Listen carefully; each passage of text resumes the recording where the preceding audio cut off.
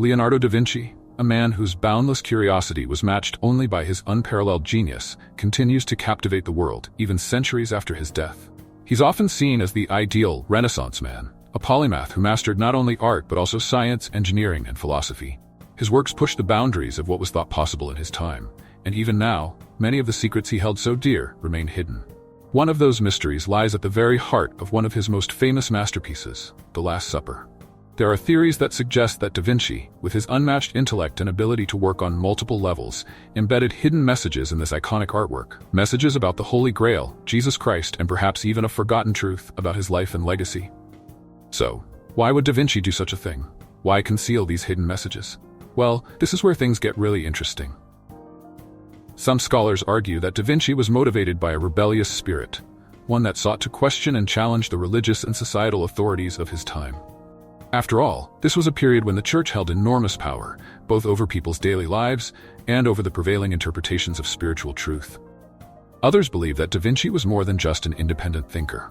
They suggest that he was connected to secret societies, such as the Priory of Sion, which were believed to guard hidden knowledge, including the truth about the lineage of Jesus Christ and Mary Magdalene. The very idea that organized religion, especially the Catholic Church, might be hiding some profound truths about the origins of Christianity is not new. It is the kind of idea that fuels speculation and has inspired countless books, films, and debates over the centuries. One of the most famous modern examples is Dan Brown's The Da Vinci Code, a novel that takes these theories and weaves them into a thrilling story that captivated millions of readers worldwide. But the fascination with these ideas goes far beyond the realm of fiction. The questions they raise, about faith, power, and hidden knowledge, resonate deeply with our human need to understand the world and our place in it. Before we get lost in these exciting and sometimes dizzying theories, let's go back to where it all started. The context in which The Last Supper was created. Leonardo began working on this massive painting in the late 15th century, around 1495, under the patronage of Ludovico Sforza, Duke of Milan. The painting was meant to adorn the dining hall of the convent of Santa Maria delle Grazie, and its subject matter is, on the surface, very familiar. The moment when Jesus announces to his apostles that one of them will betray him. But this is where the intrigue starts to build. While many artists had tackled this biblical scene before, Da Vinci's portrayal stands apart from the rest in ways that have fueled speculation for hundreds of years. Throughout this video, we're going to trace the development of these ideas, from the moment Da Vinci's painting was completed, through the centuries of interpretation, and right up to today's theories about what the painting might really mean. We'll be looking at ancient texts, medieval legends, and the evidence, or lack thereof, that supports some of the most popular conspiracy theories surrounding the Last Supper. What we know for sure is that Da Vinci's work continues to inspire both admiration and curiosity, encouraging us to look beyond the surface of things and ask deeper questions about the nature of truth. One of the most striking things about Da Vinci's The Last Supper is its composition. At first glance, it might seem like just another depiction of a familiar religious story, but look closer and you'll see that it's anything but conventional.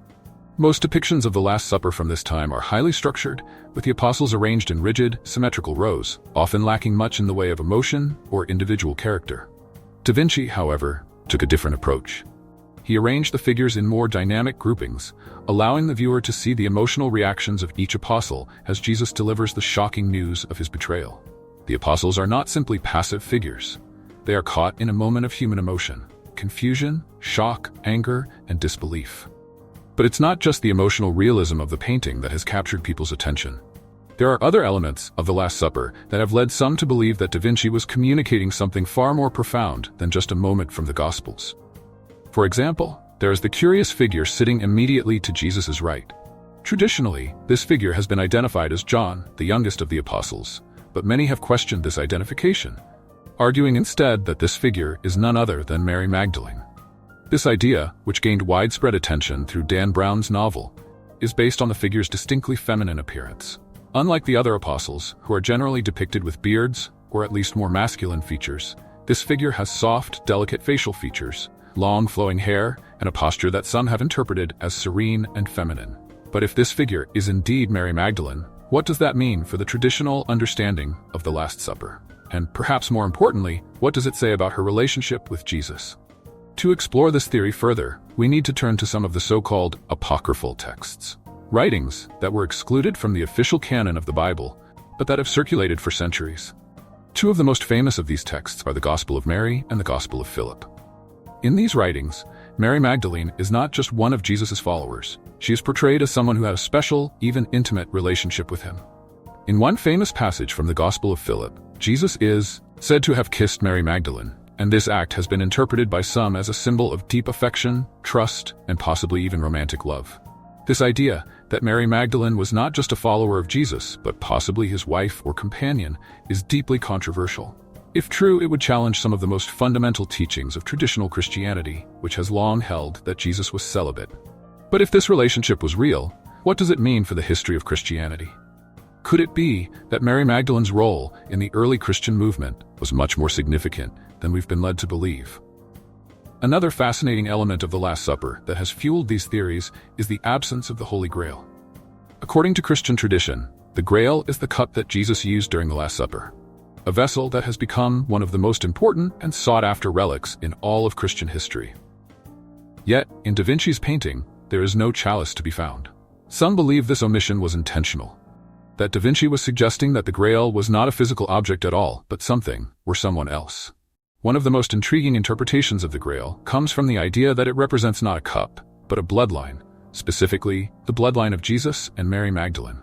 This idea, often referred to as the Sangral theory, plays on the etymology of the word Grail itself, splitting it into Sangral, Holy Grail, and Sangreal, royal blood.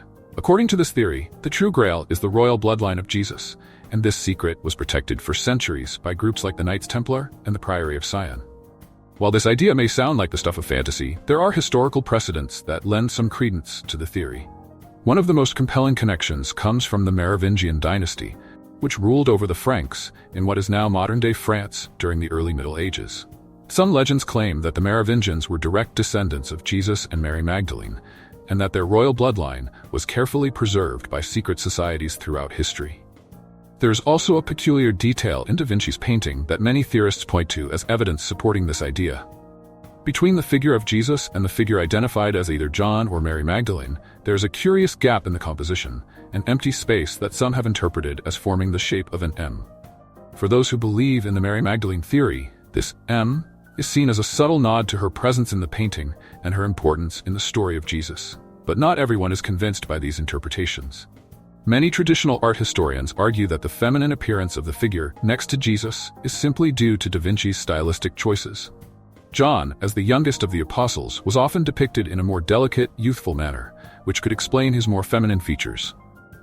Additionally, they argue that the absence of the Grail in the painting is not evidence of a hidden message, but simply a reflection of Da Vinci's focus on the emotional and psychological drama of the scene.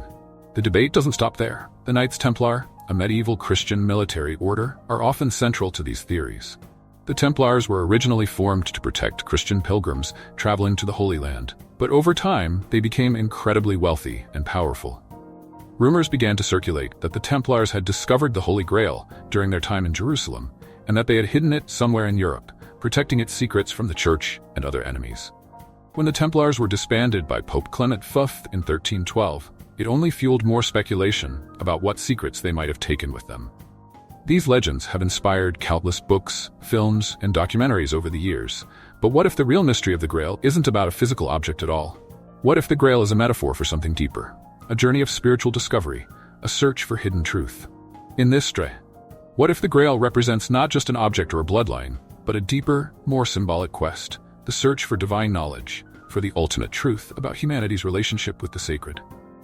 This idea that the Holy Grail is less about a physical relic and more about the journey to understand something greater than ourselves has resonated throughout history. It taps into something profoundly human, our desire to seek, to explore the unknown, and to connect with something beyond the physical world. And it's this very quest that keeps the legend of the Holy Grail alive. From the medieval Knights of the Round Table to modern-day treasure hunters and conspiracy theorists, the Grail has remained a symbol of mystery and wonder. In some stories, it grants immortality or divine wisdom to those who find it. In others, it's a symbol of spiritual purity and truth.